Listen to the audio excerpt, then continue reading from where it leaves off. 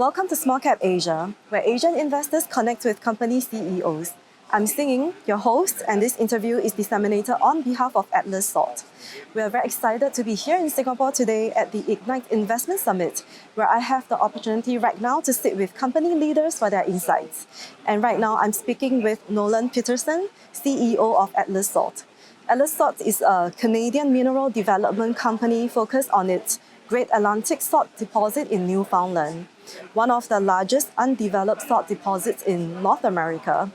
Atlas Salt trades on the TSX Venture Exchange under the ticker symbol SALT. All right, Nolan, so how's the event so far for you? Yeah, it's been great. I love coming to Singapore, especially when you're a commodity that not a lot of people have in their portfolios, because it's hard to invest in salt, and it's a commodity that a lot of people, have familiarity with without even knowing about it, because in Singapore, a lot of people have experience with shipping and logistics of commodities, and that's a strong element in our project as well. So yeah, having a great time here. Okay, so let's talk a bit about your company. Yeah. Can you tell us the story of how your company started and the opportunity in the Great Atlantic salt deposit, and also where you are today? Yeah, so the first thing I should say is I did not start the company. I joined in June of last year. The company had been around for over a decade before. Our chairman and founder was looking for oil and gas on the west coast of Newfoundland in Canada, and he identified a salt deposit. Now, this salt, for your viewers should know, is that it's for the de-icing of roads. So probably not something that most people in Asia are familiar with, but it's to keep roads safe and secure in the winter time, to melt the snow. So we're at a stage right now where we've completed a feasibility study.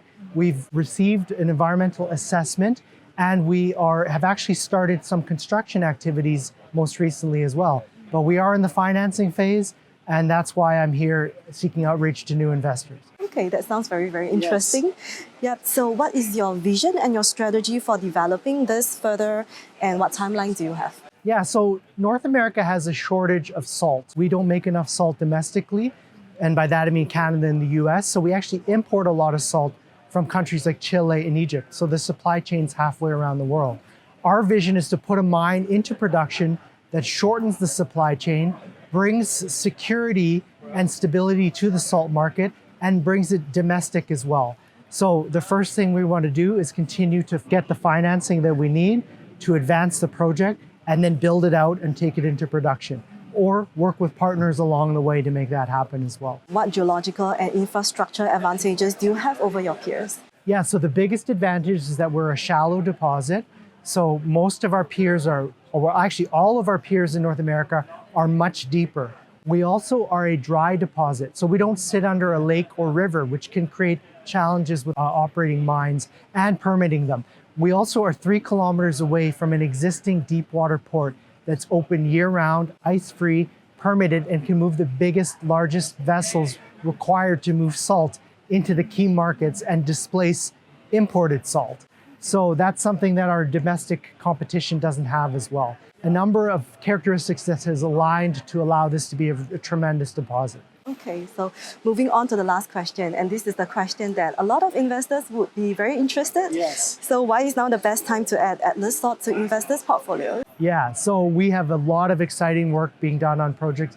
For those that are familiar with the mining industry and investing, a lot of times you get invested into a project and something like permitting becomes a risk, or government becomes a risk that stops production or stops development. All of that's behind us. So we are full steam ahead once we get financing, which we're working on at this moment. When we receive that, investors should get a very nice return for that risk that they took on. That's why I would say that is coming very soon.